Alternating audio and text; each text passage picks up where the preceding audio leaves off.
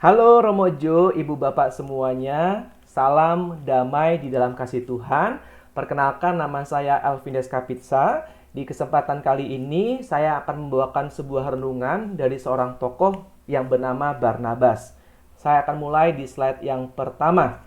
Pengalaman percaya ketika orang lain menolak.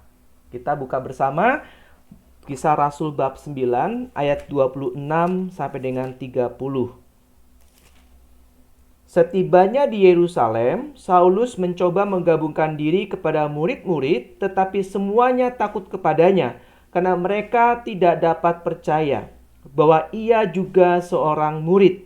Tetapi Barnabas menerima dia dan membawanya kepada rasul-rasul dan menceritakan kepada mereka bagaimana Saulus melihat Tuhan di tengah jalan dan bahwa Tuhan berbicara dengan dia dan bagaimana keberaniannya mengajar di Damsyik dalam nama Yesus.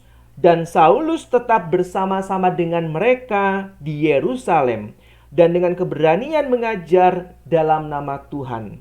Ia juga berbicara dan bersoal jawab dengan orang-orang Yahudi yang berbahasa Yunani, tetapi mereka itu berusaha membunuh dia.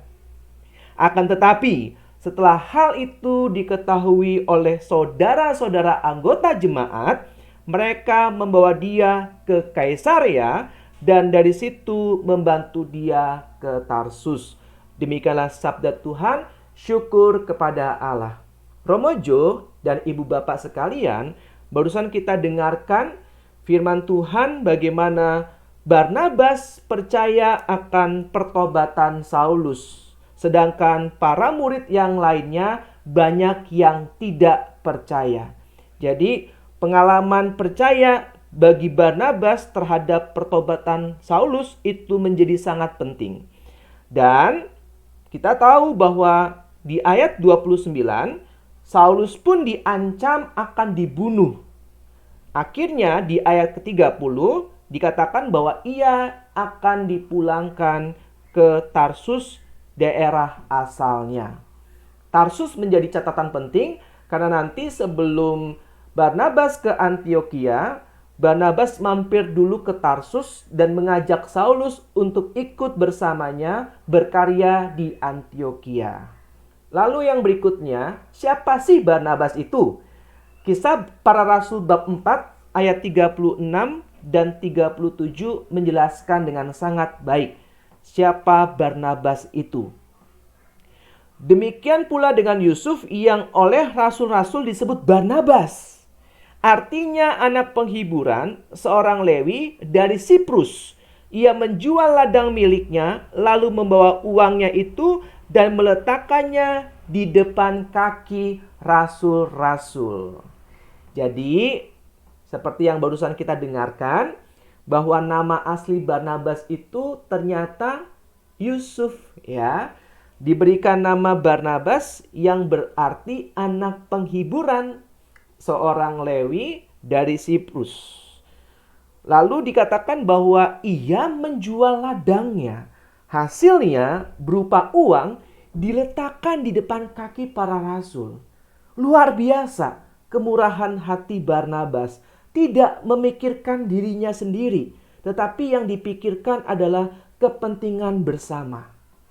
Lalu dilengkapi juga di dalam Kisah Para Rasul bab 11 ayat 24. Dengan sangat detail dijelaskan karena Barnabas adalah orang baik, penuh dengan Roh Kudus dan iman. Sejumlah orang dibawa kepada Tuhan. Jadi ada 4 karakter dari seorang Barnabas. Orang baik, penuh dengan Roh Kudus, dan iman. Lalu apa sih makna dari orang baik, penuh dengan Roh Kudus dan iman? Monsinyur Ignatius Suharyo dalam bukunya menjelaskan dengan begitu indah. Dikatakan bahwa orang disebut baik antara lain kalau ia mampu menghargai, terbuka, dan menerima hal-hal baru yang belum pernah ia bayangkan atau pikirkan sebelumnya. Itu makna orang baik. Lalu yang berikutnya, orang disebut penuh dengan Roh Kudus dan iman kalau ia mempercayakan dirinya kepada penyelenggaraan ilahi yang seringkali menuntun orang ke tempat yang tidak pernah ia bayangkan atau kehendaki. Ya, sangat indah sekali. Ya, makna orang baik penuh dengan Roh Kudus dan iman dari Monsinyur Ignatius Suharyo. Lalu Barnabas itu merupakan pemimpin jemaat Antiokhia, pusat misi yang pertama. Mari kita buka Kisah Para Rasul bab 11 ayat 25 sampai dengan 26. Lalu pergilah Barnabas ke Tarsus untuk mencari Saulus, dan setelah bertemu dengan dia, ia membawanya ke Antiokhia. Mereka tinggal bersama-sama dengan jemaat itu 1 tahun lamanya, sambil mengajar banyak orang. Di Antiokhia murid-murid itu untuk pertama kalinya disebut Kristen.